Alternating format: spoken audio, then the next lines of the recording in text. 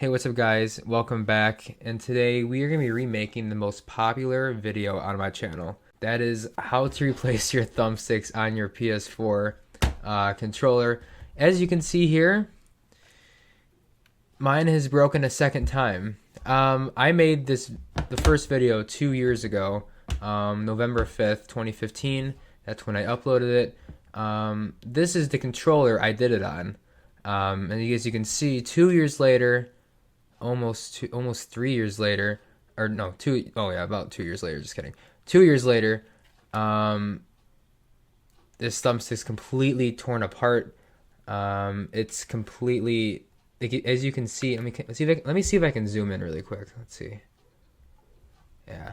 So you can see that the plastic on here is completely busted off compared to this other one we're going to install. This is another new one.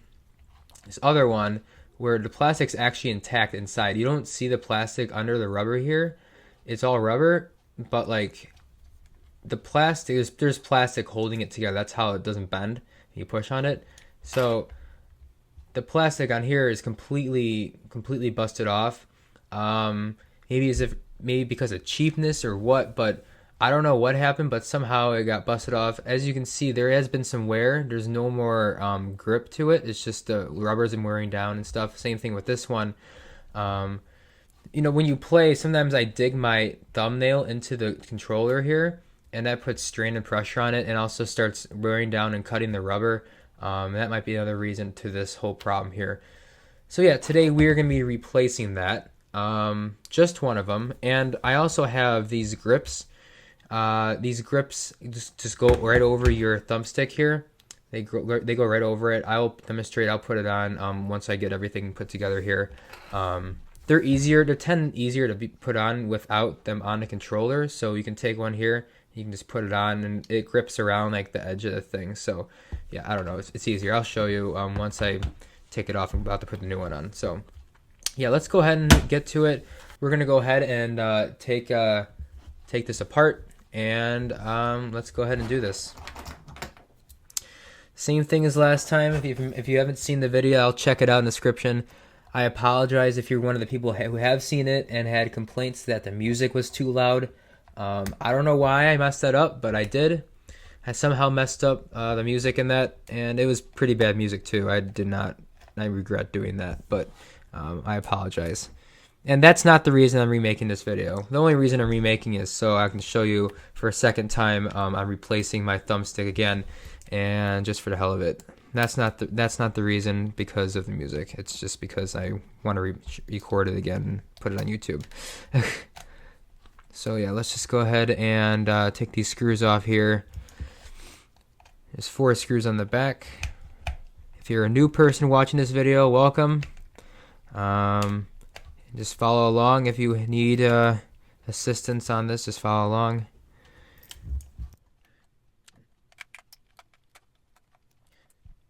Just the 4 screws. And all you have to do, there's only 4 screws on the back, so you have to start, you have to kind of like pry at it in order to get it slightly open. It's a little hard. The first start's a little hard, but once you get it, I might have to use a smaller screwdriver. Yeah, I got it. There we go. So you have to get into the controller. There we go. Sounds like it might break, but it won't. There we go. You have to pry it, and it'll pop off. There's little plastic snaps, and it'll come off. All right, so make sure you're opening it from the upside down, because if you open it from right side up, the board might fall out, and you might lose some of the buttons and stuff. So just be careful about that. When you get this off, these thumbsticks might catch, or not thumbsticks, these triggers might catch. So you might have to move it around a little bit in order for it to get it off.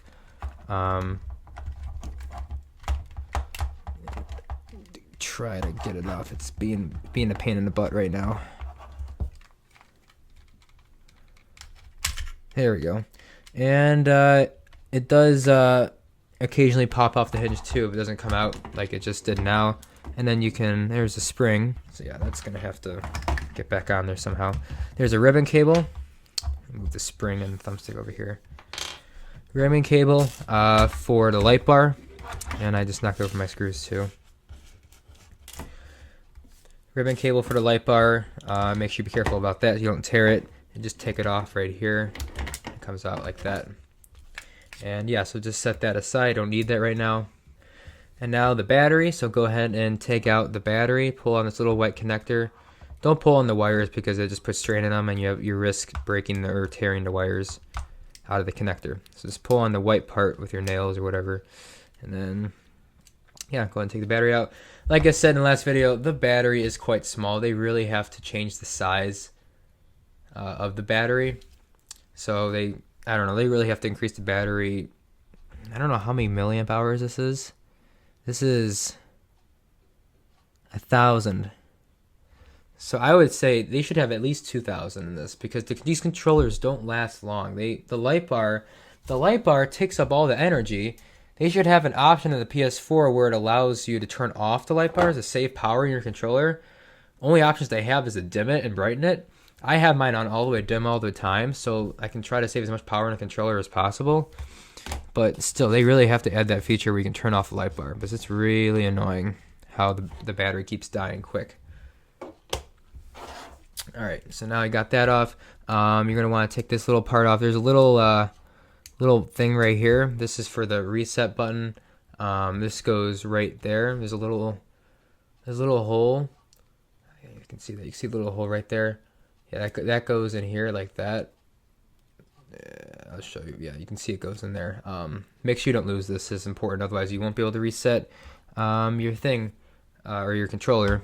Okay, so now to get this little plastic piece off, you're gonna need, there's little clips on the side. So you need to pry the little clips off. Let me zoom in really quick.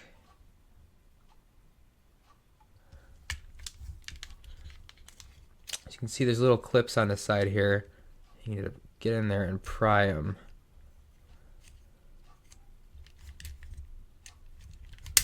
There you go. That pops off like that, and then you don't need to do the other side because it's easy, because you popped off one side already. There we go. That came out pretty easily, so you can see the little clips on the side right here. Yeah, so I'm going to set that aside again. And now we're on a circuit board. So now the circuit board is screwed in with one little screw right here. And that is actually what's holding it in. So we unscrew this. I think this screw is identical to all the other ones over here. It's identical, so it doesn't matter which one goes where. And then the board just pops out like this. And remember, take this out upside down. Do not take it out right side up, otherwise the buttons will fall out, and it'll be harder to put it back together. These motors, here's the motors, they're gonna come out too. Well, this whole chassis is actually gonna come out. You just have to get it right so it doesn't, because the thumbsticks actually catch on these little things right here. You can see it. There we go. This one is like that. Yeah, you don't even need to take the whole chassis out. It's just the little part we unscrewed. This also has another ribbon cable, so you want to pull that out too for the touchpad. I can grab it. There we go. Now it lifts up like this. And here's the board with the thumbsticks. So as you can see here, I zoom in. They just slide out. They have shafts, so you just can slide them off the shaft like this. Here's the messed up one. We're only replacing one, and then just take the other one. And like I said, the shaft has a flat side on it, so you have to find the flat side, and it'll eventually slide on, like you. Let's see where it is. Where is it? Like that. There we go.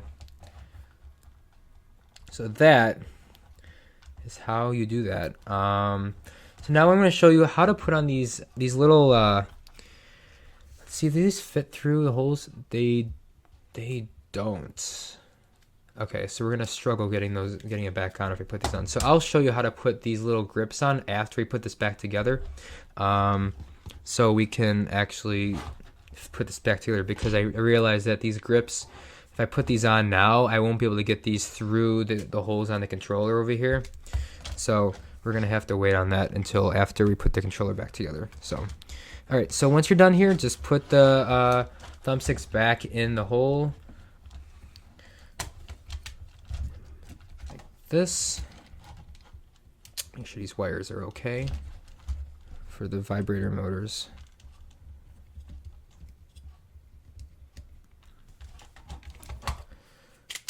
Like that. So then it's back together. I know it looks weird, but I mean, I'm not gonna replace both because this one's still fine. There's no tears or anything in it. So, all right. So now, you want to take this ribbon cable, just kind of grab it with your screwdriver, and plug it back into this port. Zoom in really quick. Can I focus? I can't focus that close. Okay.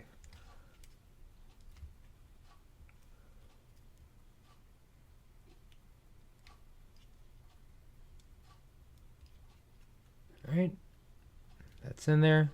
There's a little latch. Flip it down. You're good. All right.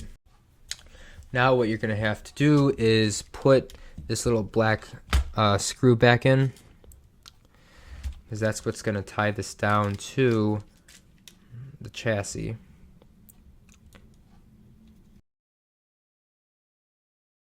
Like that. There you go. So that's down like this. So as you can see, you can hold it right side up now. It won't fall out. And then you can, it still bends a little bit. It's not fully together, obviously, but it's fully on now. So yeah. And then you're gonna put this little black piece back on. See these little pinholes here, right there, and then this lines up with that one. So that's just gonna go in like this. It fits in like that. Same thing with this side. And there you go. Now it's in there. It just snaps in. That's the battery holder. And then the battery goes in like that. And then it doesn't matter either way. It doesn't matter. I don't think it does. Probably this way might be better because the wires are closer, but we'll see. And then the connector fits right in this little connector right here, like that. And the wires sit like that. And then you're gonna want to. We kind of popped out the R2 button here. I think this happened once before. So as you can see, if I ever snapped it in, it would have no spring. It would be kind of like flimsy. So I have to figure out where in the hell the spring goes. I have to remember. I think it's just simple. It goes on this little shaft right here. If this ever happens to you, this might be useful if we figure this out. So the spring might go on. The spring might go on this little shaft, one of these little shafts. As you can see here, if this were to focus, you would be able to see.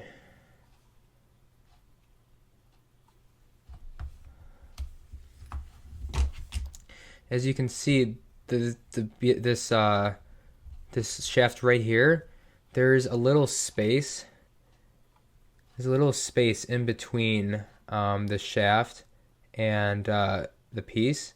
So this is where the spring goes. The spring doesn't go here. So the spring goes here. So it can go basically in the piece, kind of type of thing. I don't know how to explain it. It's like, so it can, the spring can go in the piece like this. It's very hard to show on camera because it's so small. You can see the spring in there. Oh yeah, and you see the little slot there? The little slot, that's where the spring is. That's where the spring goes. The spring has to line up with the slot.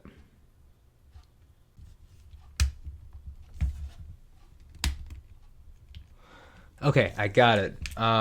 It took quite a while. It took like a couple minutes to do this, but I got the spring to slide into that little slot that's in there. And hopefully you can see that. But yeah, it works now, so it's cool. So next, put this little piece in. This is the little reset button rubber thing. You don't want to forget about that. This goes right in there. There's two little slots on the side. So you can see hopefully you can see that there's little slots that it slides into, doesn't twist around and stuff. You can hear it click. So that goes in there. And then, last but not least, the main part. Okay, so now once you have everything put together so far, the battery and all that stuff, next you want to do is take the wire here, or the cable, and then plug this in for the light bar.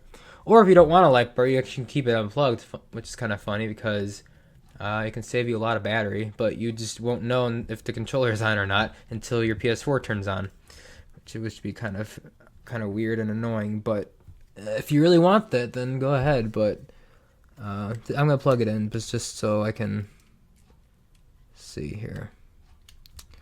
It goes in one way, I think. Yeah, it goes in like this. Oh, my controller is already on. Yeah. Snap it back in. Should eventually fit on. Might take a little working here. Here, a couple snaps. You have to get these back poles lined up too. Just back. Here we go. Like that. Like that. Here, snaps, which is actually kind of satisfying. Kind of press buttons.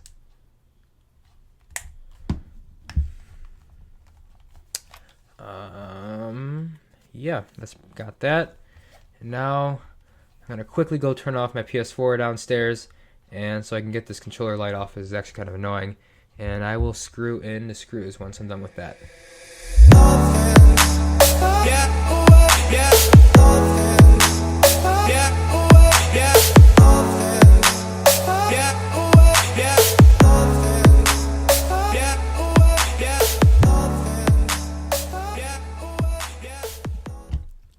Alright, we have successfully replaced the thumbstick once again on the PlayStation 4 controller. Let's put these on. Basically, these go on, they have a little lip here, and it kind of wraps around this part of the controller. So it's kind of annoying to get on at first, but once you get it, it stays on and it's really comfortable. And these actually protect your grips, obviously, from wear and tear. Instead, these covers will get the wear and tear, which is kind of nice.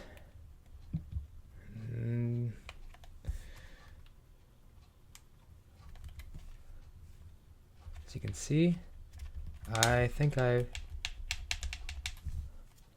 gotten it. Yep, it should easily spin like that. I'll put just so you know, I'll put all the links to all these little parts in the description below. I'll find the links and I'll put them there so you can go ahead and look at them. And I will find a different link for this, for these, because the other one, miniinthebox.com, was kind of like sketchy. I got them really cheap, and they took forever to get here, but I got them really cheap, and but other than that, it was really sketchy. So yeah, I'll find other links for you guys, and I'll put them in the description, so you don't have to get scammed or whatever. And here's the second one. One technique is that you want to get this slip on first, closest to the top of the controller, and then try to work it down here, because it's kind of hard to work against a surface like this. So yeah, it's but I think it'll be easier for you to do it from here first and then work down there.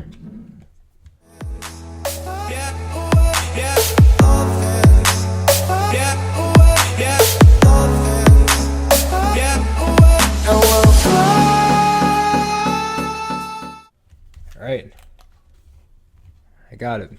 Very good. That's pretty much it on how to replace your thumbsticks once again on your PS4 controller. plus adding grips to it so that you don't have to destroy your thumbsticks, which is quite nice. These are actually really comfortable. I'll see if I can find them online. I can't remember where I got these. I got them a long time ago. I just haven't had a chance to put them on there. And yeah, I'll try to find a link and see if I can find these, and I'll put them in the description below. So yeah, thanks for watching. I hope this was helpful, and I will see you next time. Peace out.